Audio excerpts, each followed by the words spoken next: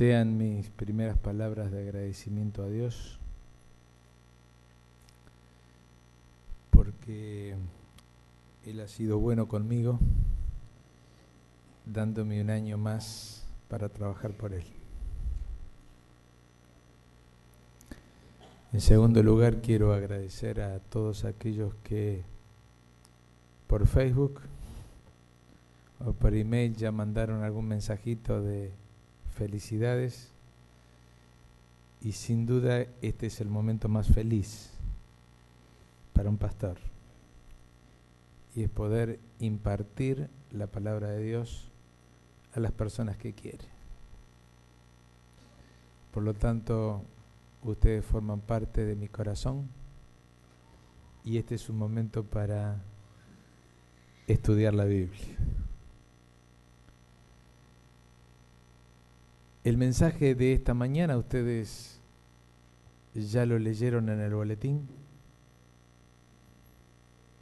ya saben de qué se trata, y de alguna manera me gustaría, es mi deseo, es la intención de un servidor, que el tema de esta mañana no es un reproche para nadie, pero sí un claro mensaje de parte de Dios de cómo debemos hacer las cosas. Porque el conflicto de los siglos es un tema de adoración. O yo adoro o no adoro. O yo adoro al verdadero y único Dios, o adoro al impostor, al que quiere ocupar el lugar de Dios. El tema es un tema de adoración.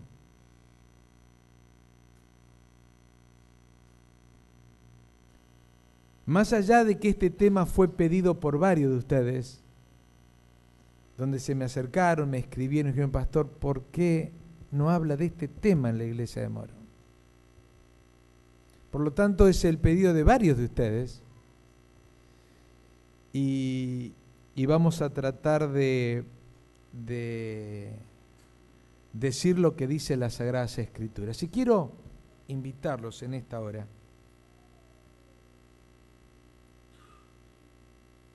a buscar en sus Biblias el Salmo 122. De paso saludamos a todos ustedes y saludamos a los hermanos que nos están siguiendo por internet. En este momento tenemos... ¿cuántas personas? 5 personas que nos están siguiendo por internet. Así que felicidades y Dios los bendiga también a aquellos que nos están siguiendo desde sus hogares. El Salmo 122, el versículo 1, dice: yo me alegré con los que decían, a la casa de Jehová iremos. Los eruditos, entre los eruditos, existe una controversia con respecto a la paternidad de este inspirado salmo.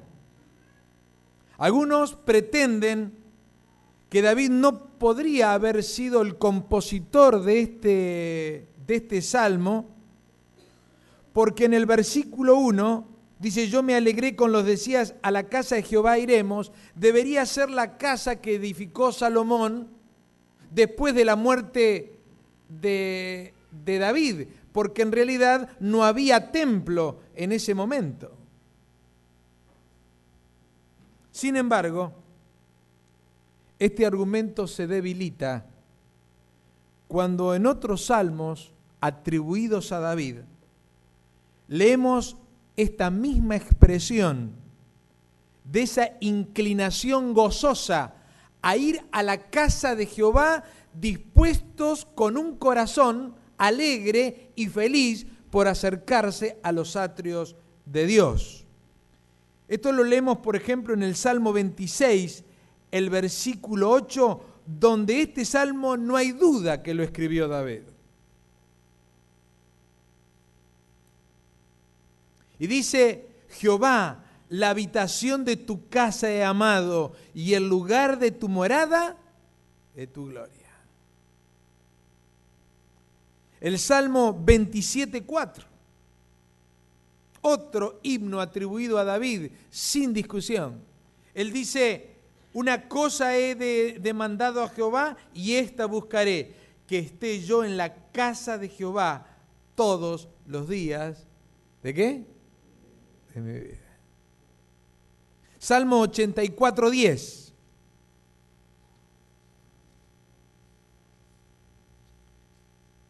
Otra expresión del salmista, del cantor por excelencia de las Sagradas Escrituras.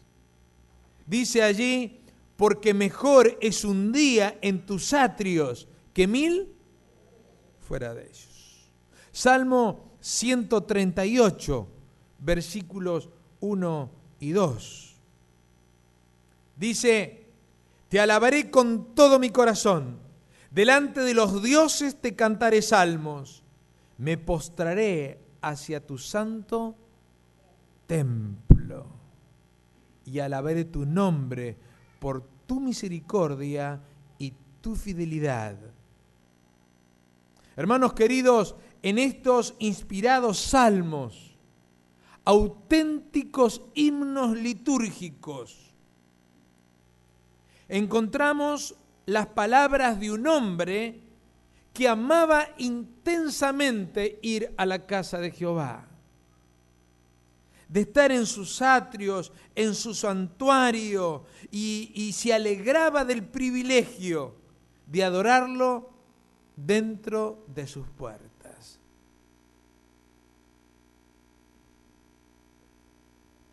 Cuando nos dedicamos con demasía a las cosas de esta vida y nos vamos dejando envolver por los problemas temporarios y nos olvidamos que procedemos y que a Él debemos acudir, encontramos que vamos perdiendo la sensibilidad de las cosas trascendentes y eternas. Hay en cada corazón humano un deseo de comunión con lo sobrenatural, que nada sino el eterno Dios del cielo puede satisfacer. San Agustín exclamó, nos hiciste para ti y nuestro corazón está inquieto hasta no reposar en ti.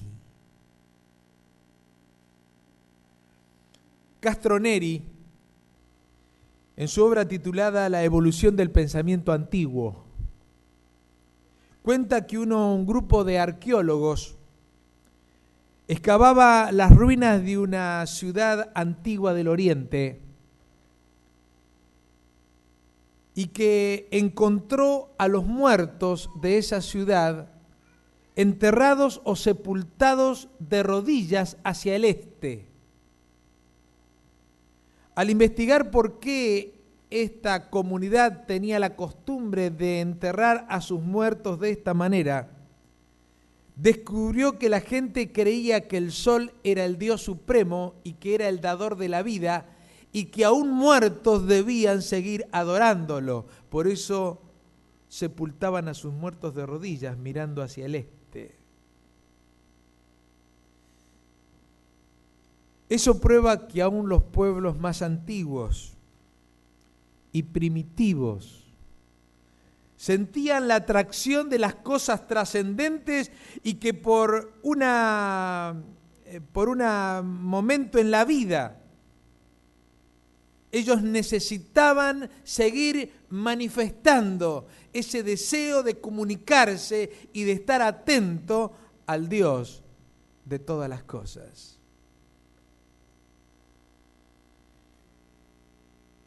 La necesidad que el hombre tiene de comunión con su Hacedor puede satisfacerse en la medida que cada corazón esté dispuesto a hacerlo. Las Sagradas Escrituras afirman que Dios se reveló a los hombres y esta revelación es en Jesucristo, nuestro Señor. Y tenemos, por ejemplo, el Apocalipsis, que dice que Dios envió a Juan la revelación, y esa revelación es Jesucristo. Los pueblos primitivos, antiguos pueblos, sin la luz del Evangelio, sin el conocimiento de las Sagradas Escrituras, palpan a oscuras y adoran a las fuerzas de la naturaleza creyendo que en ellas está la vida y la prosperidad.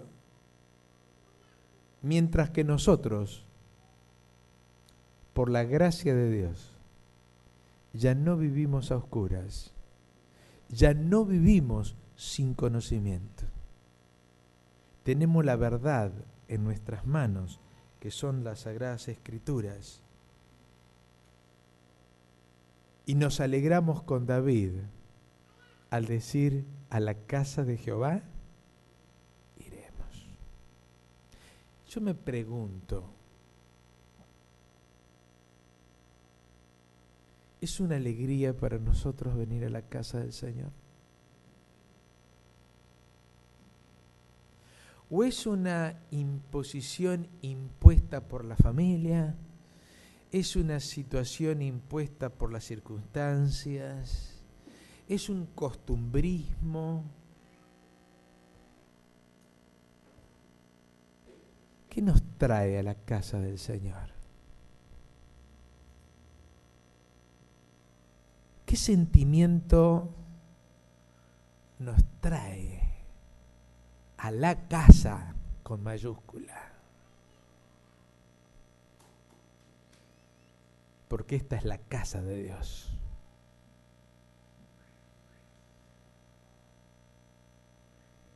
Porque no adoramos a cualquiera.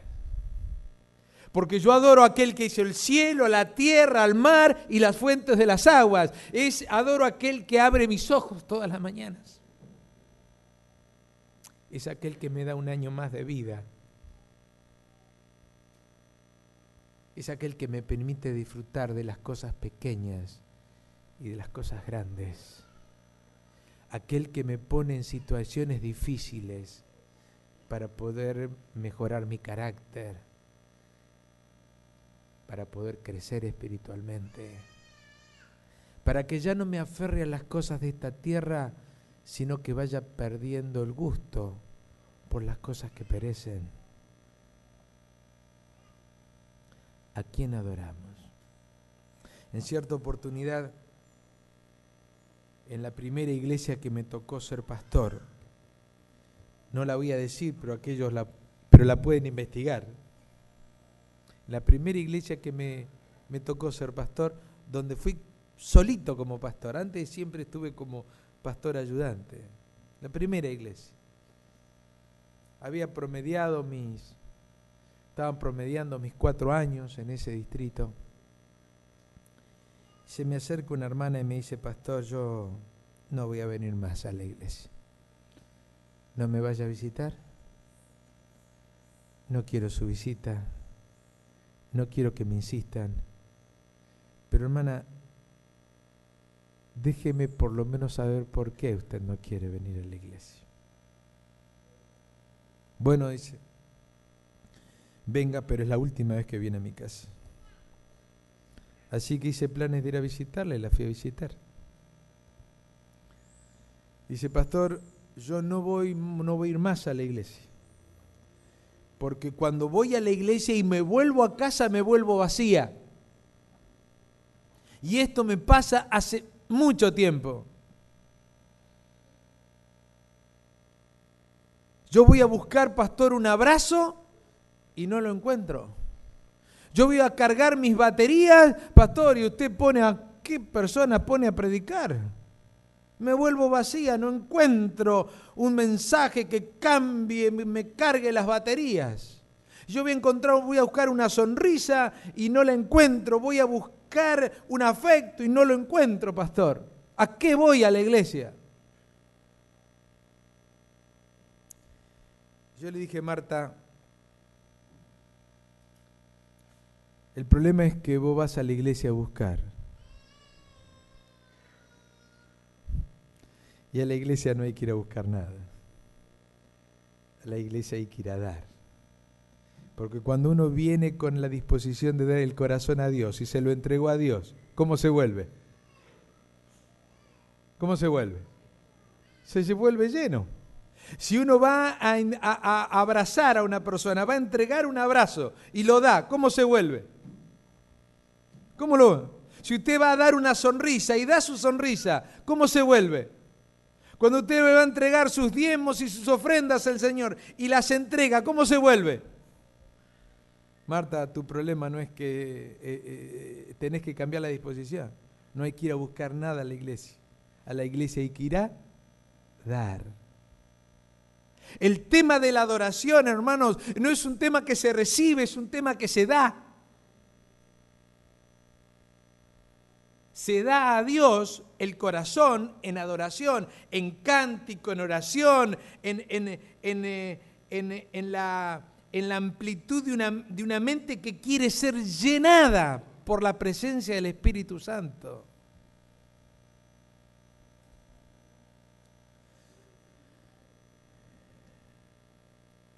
Tengo algunas preguntas, hermanos. ¿Cómo podemos aproximarnos a Dios? Tengo la disposición de venir a la iglesia, porque siento en mi corazón que debo agradecerle a Dios, que debo darle loor, alabanza a ese Dios que me cuida, a ese Dios que me creó, a ese Dios que me redimió, a ese Dios que está preparando una casa para venir a buscarme y llevarme. ¿Cómo puedo acercarme a la presencia de Dios? ¿Cómo podemos lograr que la oración, la meditación, la música, las partes musicales, las ofrendas musicales, algún recitado por allí, todas las partes del culto, incluso la adoración infantil,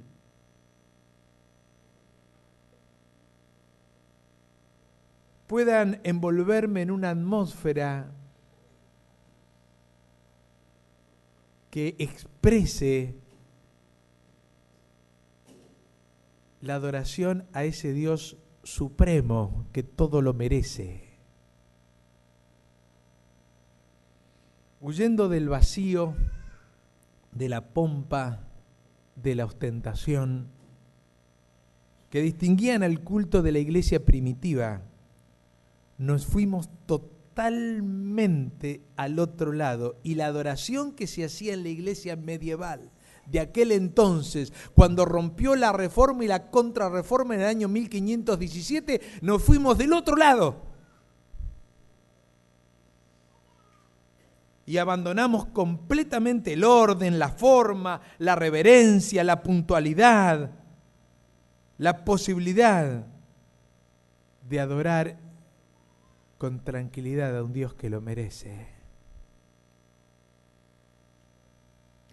Ni una cosa ni la otra.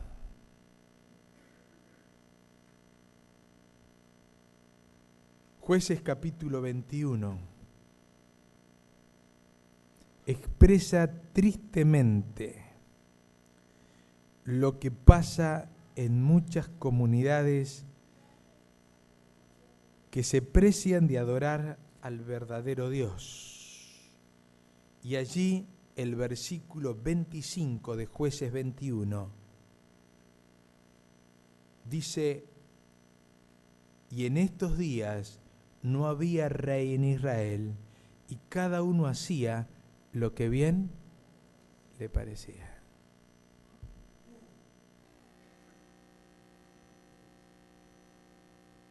Para el mejoramiento de nuestros cultos, es de necesidad imperiosa tener la comprensión más cabal y acabada del significado de la adoración. Así como una orientación Hay 4 puntos en esta mañana que yo quisiera destacar en el verdadero tipo de adoración que debemos tener cuando nos acercamos a la casa del Señor. El primero es la alegría. Y no digo la simpatía, porque muchas veces la simpatía es natural y viene con los genes.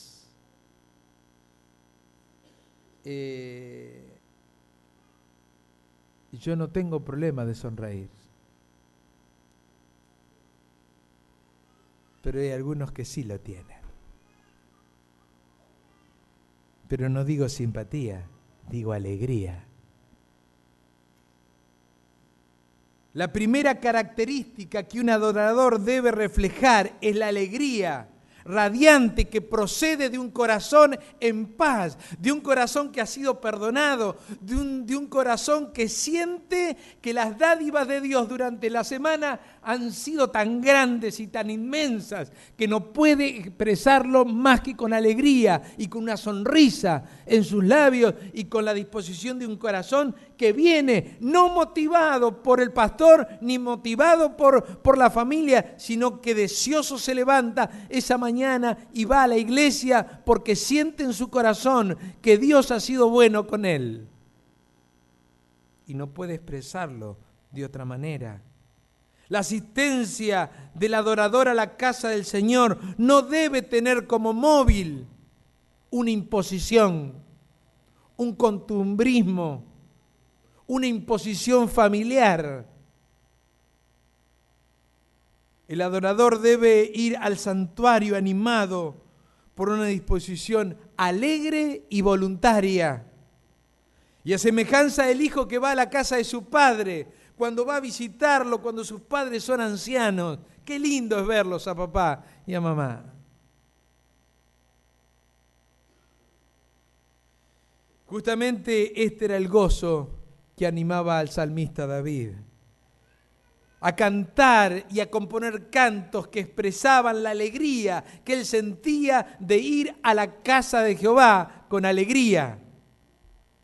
Yo me alegré con los que decían, a la casa de Jehová iremos. Las Sagradas Escrituras están llenas de experiencias, de alegría, de un pueblo que cantaba, de un pueblo que estaba feliz por ir a la casa del Señor. Y esas expresiones abundan en todas las Sagradas Escrituras. El segundo punto que quiero mencionar es el orden. Primero es la alegría, después es el orden.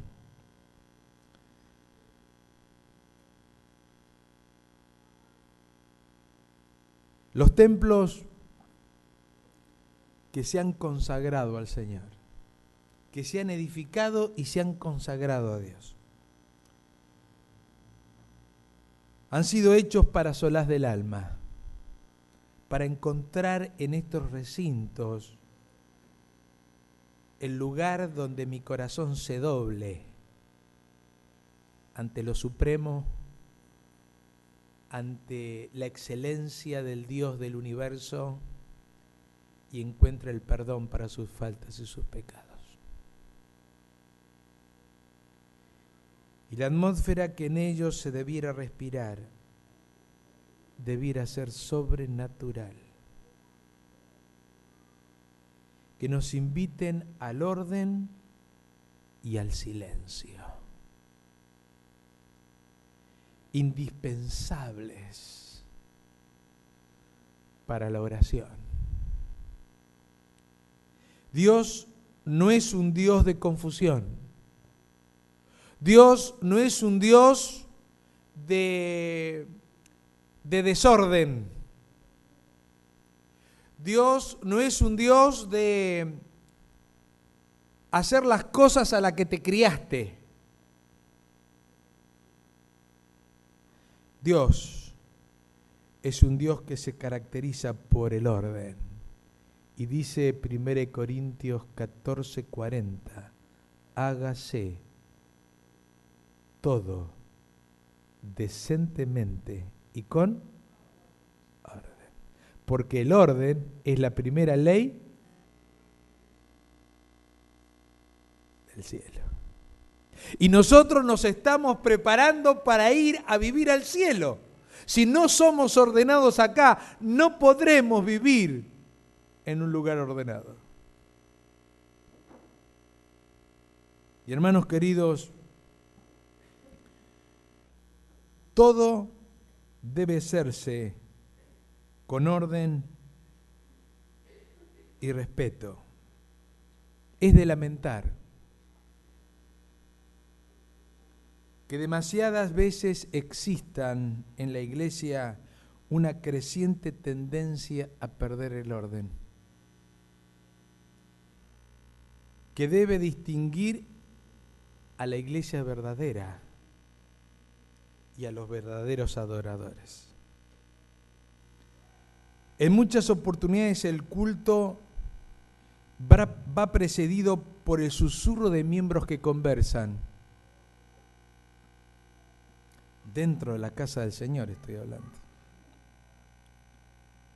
Y esta conversación descuidada hay que agregarle muchas veces la falta de puntualidad de la mayoría de los adoradores.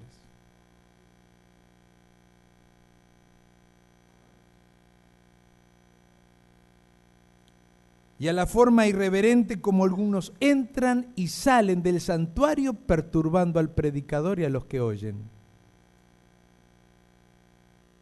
Actúan en la casa de Dios como si estuviesen en un mercado, en un supermercado o en un parque de diversiones.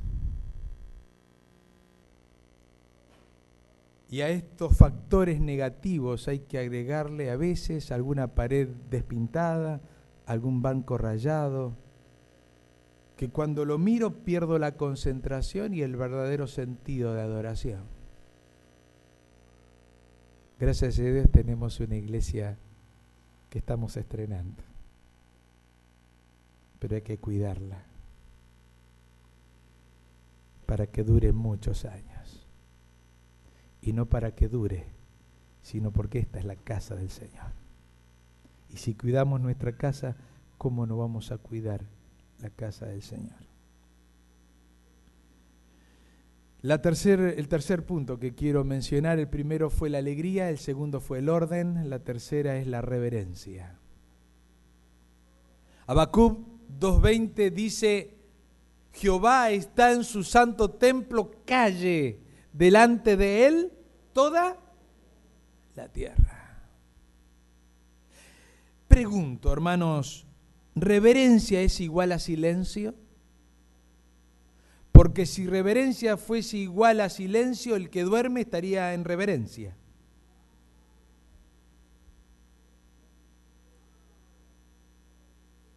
Entonces concluimos que silencio no es igual, o reverencia no es igual a silencio. Al entrar en los atrios de Dios debemos tener presente que Dios mismo está. Él es el que nos da la bienvenida y estamos entrando al lugar de su vivienda. Estamos viviendo en un lugar donde Él reina, donde Él gobierna, donde se manifiesta la gloria del Señor. El pensamiento de la presencia de Dios despierta en el alma humana una disposición espiritual que lo lleva a ponerse de rodillas frente al Ser Supremo. No es absolutamente necesario que el cuerpo se doble, las rodillas se doblen en oración, pero sí es indispensable que el corazón se abra y que la mente se sensibilice para poder escuchar a Dios que nos está hablando a través de su palabra. Salomón, que consagró gran parte de su administración gubernamental a construir el templo de Dios, él dijo en Eclesiastés capítulo 5, versículo 1, dice: cuando fueses a la casa de Dios, guarda tu pie.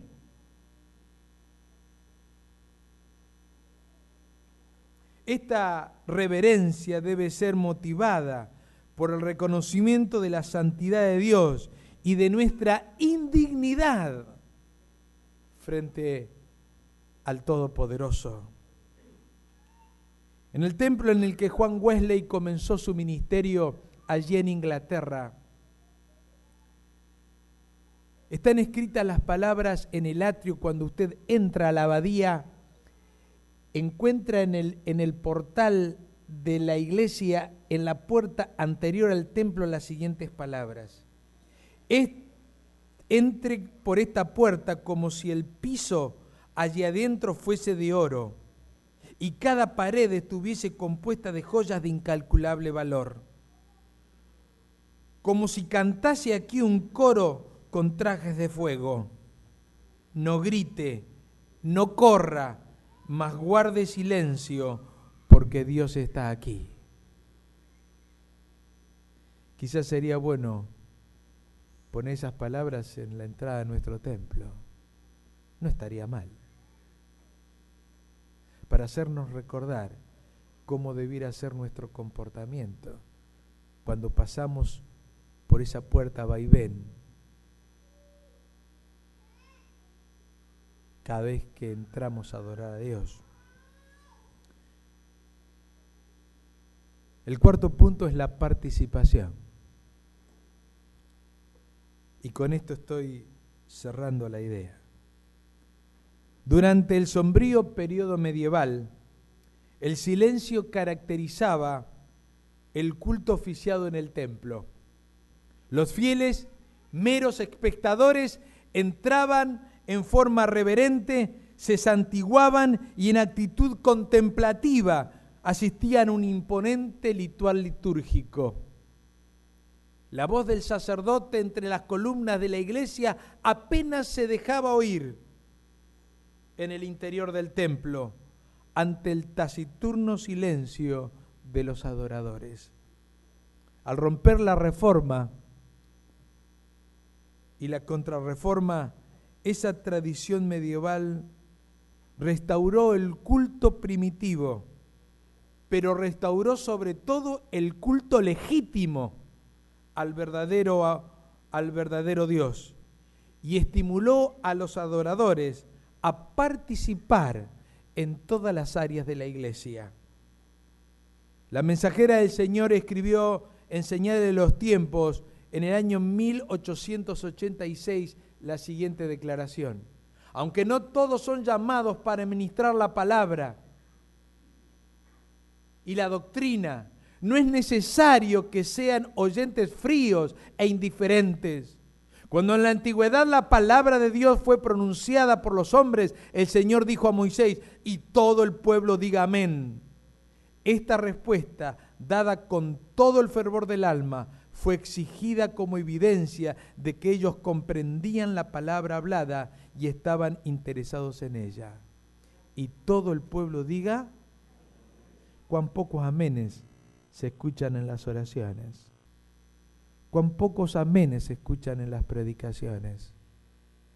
Cuán pocos amenes se escuchan cuando hay una historia para niños o una parte musical. Y todo el pueblo diga amén. Amén. Forzoso es reconocer que no podemos repetir lo sucedido en la iglesia de Corinto, donde los que leen allí en la primera carta, el capítulo 14, van a ver que la iglesia desembocó en desorden y en una forma imprudente de proceder. Pero es necesario decir que el culto en el cual el fiel no hace más que ponerse de pie y sentarse y apenas oír, no representa exactamente el modelo de adoración del Nuevo Testamento.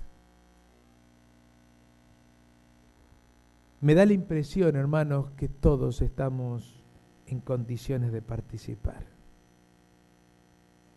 Y todos debiéramos participar. A continuación me voy a permitir sugerir algunas cosas para nuestra iglesia. que luego vamos a escribir y vamos a poner allí en el transparente o en algún lugar donde se vea. Cuando usted llegue al templo, recuerde llegar antes de la hora de comenzar la reunión, cualquier reunión. Oblíguese a llegar unos minutos antes. Segundo, no olvide de limpiar sus zapatos dejando el polvo y el barro afuera. Sería triste ver que la alfombra tan hermosa que nos cobija se va ensuciando por nuestra desprolijidad o por nuestra falta de atención. Tome asiento en su clase de escuela sabática lo más adelante posible, y si fuese posible en la mitad del banco. Deje los extremos para los que van llegando después de usted. Incline su cabeza y haga una corta oración silenciosa, pidiendo por el culto y por los que tendrán parte de impartir la palabra del Señor ese día. Pero ore también por su sensibilidad, para que Dios le dé la claridad y la sensibilidad necesaria para escuchar su voz. Luego, abra su Biblia y lea y medite en ella mientras espera la iniciación del culto. Si usted llega tarde, si usted por casualidad llegara tarde, no entre durante la oración o durante partes musicales.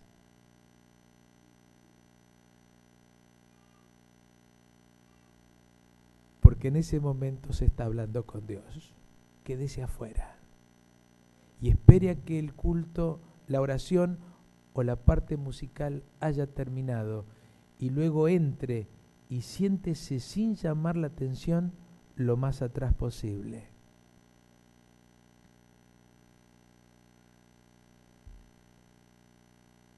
Luego, en la oportunidad en que la clase escuela sabática se divide en clases, usted tendrá la oportunidad de moverse y de ir hasta su clase escuela sabática sin llamar la atención. Durante el culto, apague el celular o póngalo en vibrador.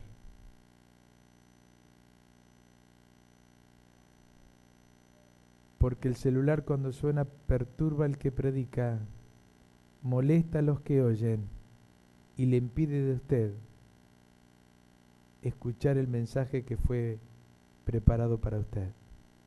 Apague el celular.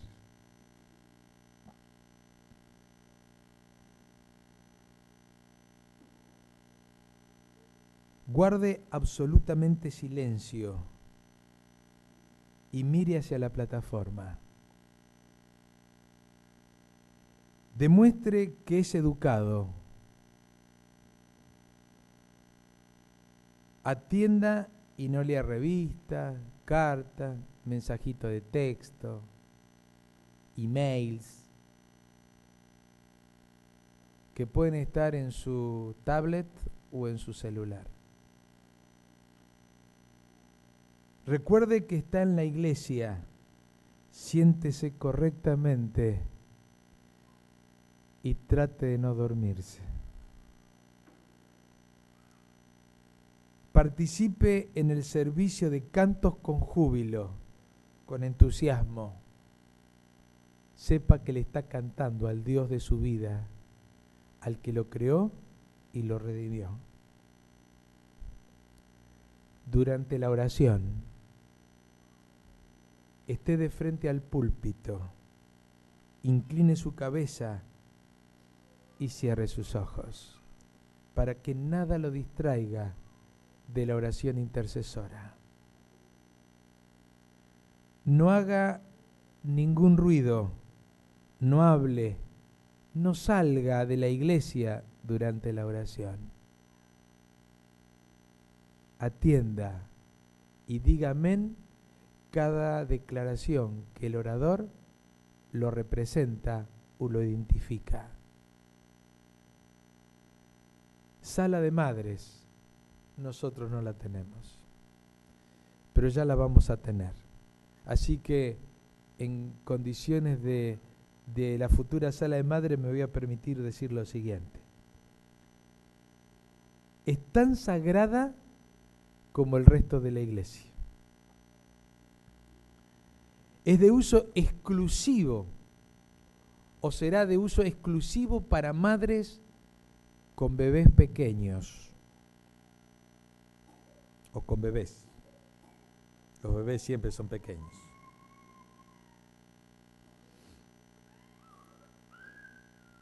Ninguna madre tiene el derecho de distraer a la otra cuando a ella no le interesa el sermón.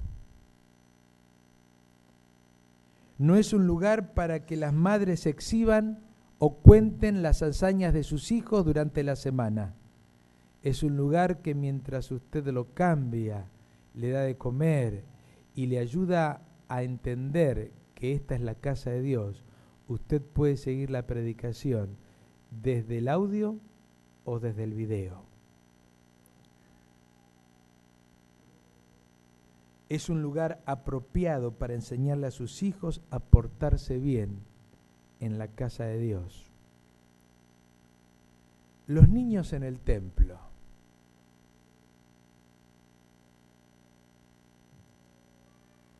Es el deber de los padres tenerlos a su lado y vigilarlos, aprovechando toda oportunidad para enseñarles respeto por lo sagrado.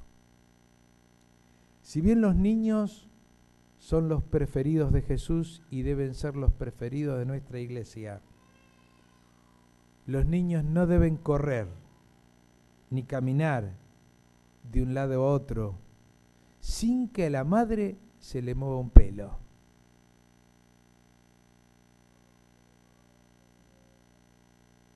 Todo papá es responsable de sus hijos y de su comportamiento dentro de este recinto sagrado.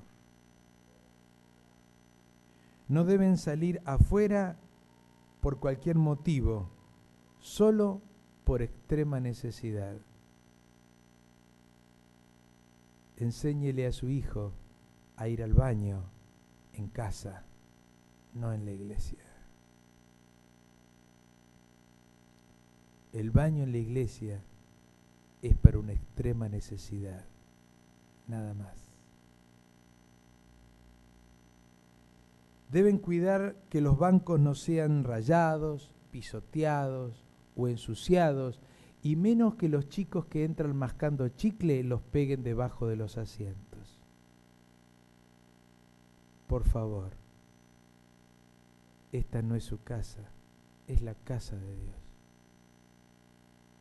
No deben comer nada dentro de la nave, ni masticar chiclets. Cuando usted se retira de la iglesia, cuando terminó el culto y usted se está retirando a casa, por favor, sigamos las costumbres de la iglesia. Si no recuerdo mal, aquí se sale de atrás para adelante, ¿sí? Cuando el pastor sale, ¿quién sale primero? Los últimos. Primero salen los niños y después salen los primeros de adelante hacia atrás y en orden. Entonces, por favor, no se siente. Y espere que llegue su turno para salir en forma ordenada desde la iglesia. Cuando los oficiantes hayan salido por la puerta, comiencen a salir de a dos por el pasillo central. Salga en forma ordenada, desde adelante hacia atrás, en forma decorosa, y por favor no hable. No se quede en el pasillo saludando a otros, o no salga antes que los que ofician la plataforma. deje el pasillo libre y si desea saludarse con alguien, el patio o el atrio, la vereda, puede ser un hermoso lugar para intercambiarse abrazos y saludos. Si necesita literatura, la salita misionera o la salita de publicaciones es el lugar adecuado para que usted pida la literatura que le hace falta. Si tiene necesidad de hablar con el pastor, véalo afuera, a la salida, en la sala pastoral, pero recuerde, hay ancianos que pueden atender sus necesidades y estarán dispuestos a atenderlo con todo gusto si usted le pide un minuto de atención.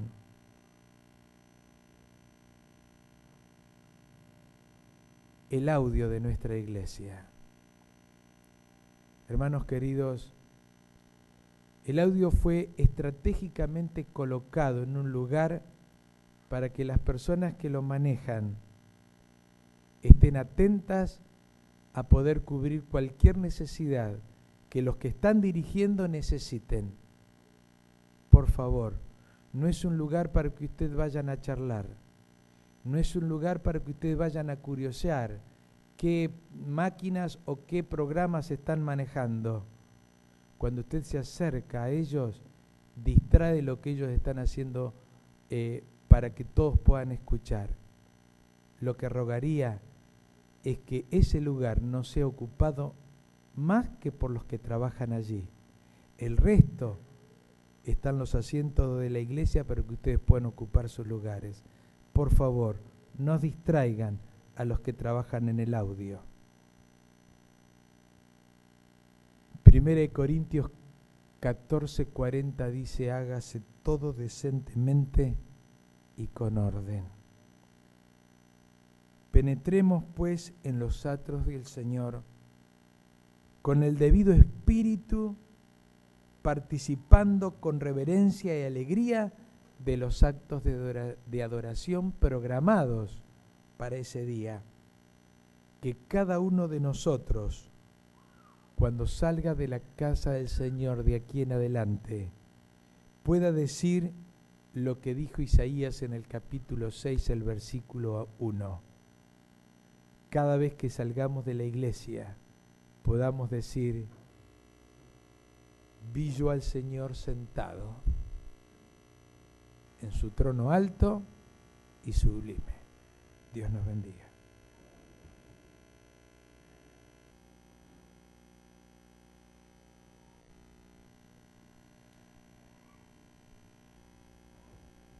Para concluir esta bendecida reunión, lo vamos a hacer.